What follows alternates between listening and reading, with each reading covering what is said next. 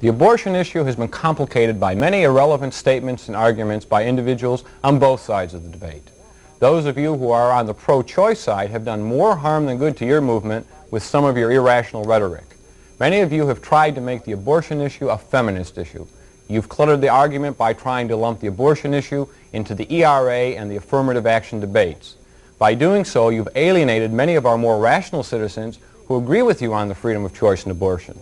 You see, many of the policy implications of the Equal Rights Amendment and affirmative actions are contradictory to the concept of freedom of choice. How can you argue for the freedom of choice on abortion and turn right around and argue against the freedom of choice in private employment, housing, and credit? We all know the biological fact that women bear children, but that fact alone doesn't make abortion a women's rights issue. Is slavery only a black issue, or is child abuse only a children's issue? Obviously not.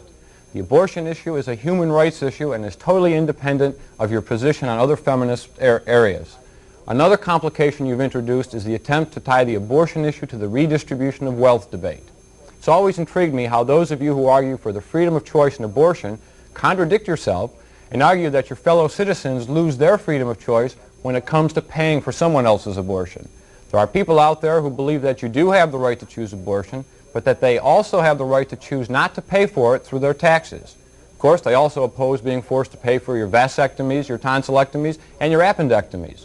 So if you ever expect to get the support from individuals who really believe in free choice, then you'd better begin to separate your arguments on abortion from your arguments for playing Robin Hood. This is John Zdanowitz for 530.